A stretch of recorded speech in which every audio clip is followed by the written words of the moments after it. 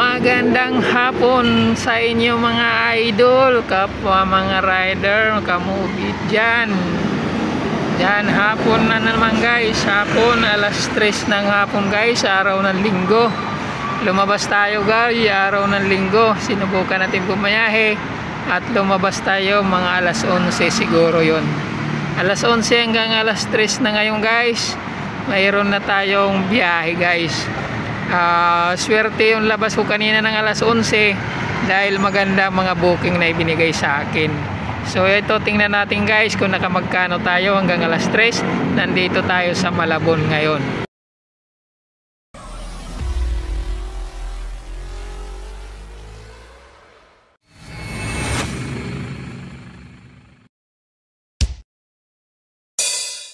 Ayan guys, tingnan natin, open natin.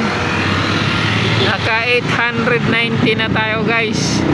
Naka 890. So ilang booking tayo? Ayan guys, 5 booking lang yan guys, 5 booking.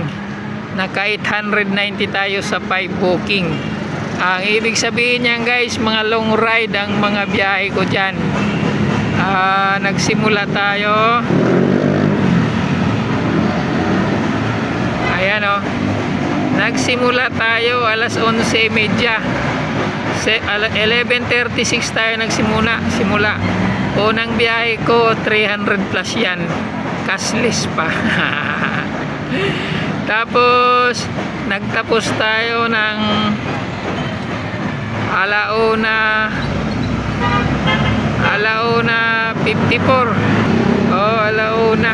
Bakit alauna pa lang dito? Yung booking yan, pero na-drop off natin yan alas 3 kasi mag-alas 2 na yan eh. Isang oras biniyahe natin mula mula Malibay galing yan eh. So alas 3 na-drop off natin yan. Drop off lang natin. So nandito tayo ngayon sa Malibay. Naka 5 booking na tayo guys. Naka 890 na tayo. So waiting ulit tayo. Ulit tayo ng booking. Siguro kahit mga hanggang alas 5 lang tayo. Kasi araw ng linggo ngayon. Depende kung sipagin pa ako hanggang alas 6. Pero alam ko hanggang alas 5 lang pinakamatagal ko guys. Yun lang talaga. Bihira lang ako abutan ng alas 6, alas 7. Bihira lang. So yun lang muna guys. Abangan natin mamaya hanggang sa matapos ng biyahe natin. Guys, walang pumapasok dito sa pwesto ko ngayon ng booking. Iikot tayo ng monumento. Gagapang tayo hanggang monumento, hanggang Grand Central. Gagapang tayo doon. Baka sakali may makuha tayong booking. Dito naka 5 minutes na tayo, walang pumasok. Magti 10 minutes na yata. So ikot tayo papuntang Circle, Monumento. Diretso tayo ng doon tayo magtambay sa Grand Central. Guys, tinapos ko na yung biyahe natin. Araw linggo naman ngayon eh. Kaya umuwi na ako. Malapit na ako sa amin. 4:30 na palang oras guys. So bumiyahe tayo ng 11:30 hanggang 4:30. Tingnan natin yung ating earning, yung kinita natin guys. Ayan guys, naka-off na yung aking mobile. Ayan, hindi na siya naka-online, naka-off na siya. Tingnan natin yung kinita natin. Ayan guys, naka 1,032 rin tayo. 11:30 hanggang 4:30 lang tayo guys. Tama, 4:30 nandito na tayo.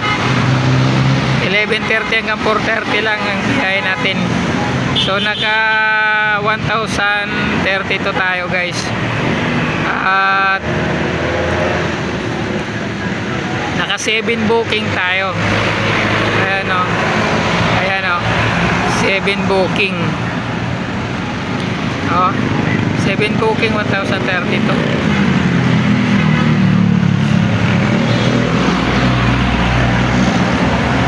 Simula tayo guys. Ayan 11:36. So natapos tayo ng 11 booking tayo, 334 ang huling ano natin, ang huling pick up. Ang huling pick up natin 334. Pero nandito na tayo ngayon sa amin alas 4:30. Siyempre bumiyahe pa tayo. Ayan, mga tapos naka ano tayo, January 21 yan guys, January 21. January 21. Ayan. Ayan guys. Naka 1,000 plus din tayo. Nagsimula tayo 11:30 hanggang 4:30. Nandito na tayo 4:30, nasa bahay na tayo. Hindi na masama yun. Linggo naman ngayon eh. Kaya maaga tayong gagarahe. So yun lang guys. Pinapakita ko lang yung tama ng kita ni Mobet at rider. Tamang kinikita lang namin. Depende sa mga rider. Yung iba kasi ataw sila masyado or sobra-sobra sila sa oras. Hanggang alas 10 inabot sila ng alas 10 o mayroon din naman paggabi. Depende lang ang kinikita ng rider yan guys.